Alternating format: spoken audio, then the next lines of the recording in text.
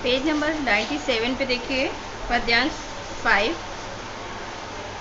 जाते जाते पहुँच मथुरा धाम में उत्सुका हो, यानी राधा पवन से कह रही है, राधा पवन रूपी दूतिका से कह रही है, हे पवन रूपी दूतिका, जाते जाते जैसे ही जब चलते चलते तू पहुँचेगी मथुरा धाम में, यानी मथुरा नगरी जब तू पहुँच जाएगी, मथुरा नगरी जब पहुँच करके तू बहुत उत्सुक हो जाएगी। क्यों उत्सुक हो जाएगी? क्योंकि जब तू वहाँ की सुंदरता को देखेगी। न्यारी शोभा वर नगर के देखना मुग्ध होना, तो उस नगर के वो नगर इतना सुंदर है, उसकी सुंदरता को देखेगी तो मुग्ध हो जाएगी।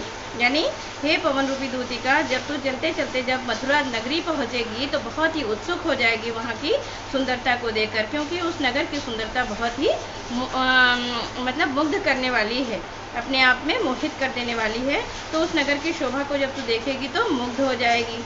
तू होवेगी चकित लग के मेरू से मंदिरों को, और तू बहुत चकित हो जाएगी जब वहाँ के सुंदर से मेरू पर्वत के समान ऊंचे ऊंचे, मेरू पर्वत के समान जब तू वहाँ से के ऊंचे ऊंचे जो भव्य मंदिर बने हुए हैं, सुंदर मंदिर, ऊंचे ऊंचे मंदिरों की सुंदरता को देखेगी तो तू आश्चर्यचकित रह जाएगी।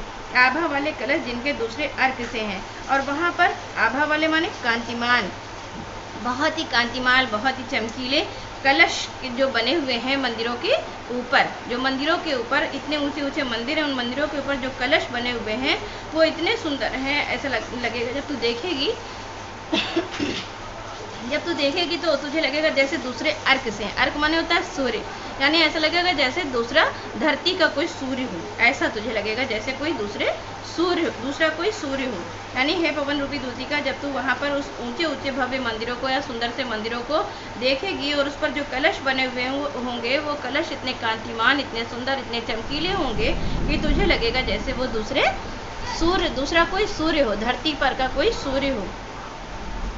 फिर देखिए क्या कहती हैं, देखे पूजा समय मथुरा मंदिरों मध्य जाना। फिर कहती हैं जब पूजा का समय हो, ये पवन रूपी दूतिका, जब पूजा का समय हो तो तू क्या करना, मंदिरों के मध्य में से गुजरना।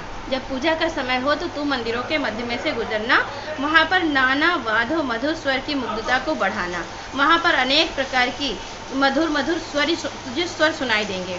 वहाँ पर जब तू पूजा का समय होगा, मथुरा में जब तू जाएगी, वहाँ पर मंदिरों के मध्य में से गुजरेगी तो वहाँ पर अनेक प्रकार के तुझे मधुर स्वर सुनाई देंगे। अनेक प्रकार के जो मधुर स्वर सुनाई देंगे तो उस स्वर को सुन करके, उसकी आवाज़ को सुन करके तू अपनी मुग्धता को और बढ़ाना, यानी उस पर मोहित हो जाना, उसको सुनने के लिए अपनी उत्सुकता को, अपनी मुग्धता को और बढ़ाना। और कीवा लेके रुचिर तरु के शब्दकारी फलों को, कीवा माने होता है प्रवेश करना, रुचिर यानी सुंदर से, तरु माने वृक्ष, सुंदर सुंदर जो वहाँ पर कोई ऐसे वृक्ष होंगे जिसमें शब्दकारी फल लगे होंगे, ऐसे फल जिसमें से आवाज़ निकलती है, ध्वनि निकलती है।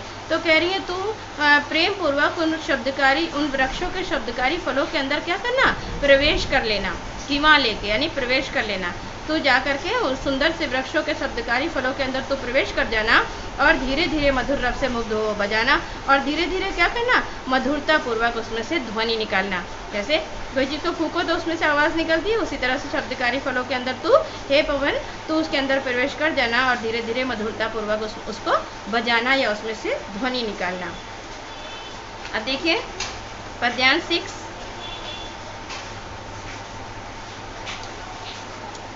फिर क्या कहती हैं राधा, पवन से कहती हैं, हे पवन रूपी दूतिका, तू देखेगी जलद तन तो जा वहीं तदगता हो। जब तू वहाँ पर जा करके देखेगी जलद तन माने बादलों के समान शरीर वाले, बादलों के समान शरीर वाले श्री कृष्ण को देखेगी तो क्या हो जाएगी, तदगता माने आश्चर्यचकित हो जाएगी, उसी में डूब जाएगी, तल्लीन हो जाएगी या लीन हो जाएगी, खो जाएगी तो उसी में। जब तू वहाँ पहुँच करके श्री कृष्ण के बादलों के समान शरीर वाले श्री कृष्ण को देखेगी तो उसी में तू लीन हो जाएगी या आश्चर्यचकित हो जाएगी।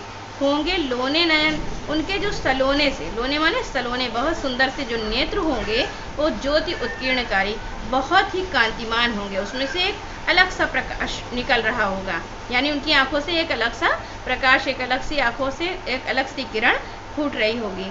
और मुद्रा होगी वरवदन की मूर्ति सी सौम्यता की, और उनका जो सुंदर सा चेहरा होगा, मुख होगा, वो कैसा होगा, जैसे वरवदन माने सुंदर सा मुख, उनका जो सुंदर सा, और मुद्रा माने होता है हाव भाव, उनके मुख की जो सुंदर सा हाव भाव होगा वो कैसा होगा, जैसे मूर्ति सी सौम्यता की, जैसे एक सज्जनता की कोई मूरत हो। यानी उनके सुंदर से चेहरे का जब तू हाव भाव देखेगी, उनका वरवदन माने सुंदर मुख, मुद्रा माने हाव भाव, यानी उनके वदन की, उनके मुख की, उनके सुंदर से मुख की जब तू हाव भाव को देखेगी तो ऐसा लगेगा जैसे कोई सज्जनता की मूरत हो। सीधे साधे वचन उनके सिक्त होंगे सुधा से, और जब वो बोलेंगे, जब तू उनके वचन को सुनेगी, उनकी बातों को सुनेगी, उनके वचन बहुत ही सीधे साधे होंगे, सुंदर होंगे, और ऐसा लगेगा तुझे सुनने में जैसे वो अमृत से भीगे हुए शब्द हों। जब वो बोलेंगे तो उनके शब्द कैसे लगेंगे, जैसे अमृत से भीगे हुए हों।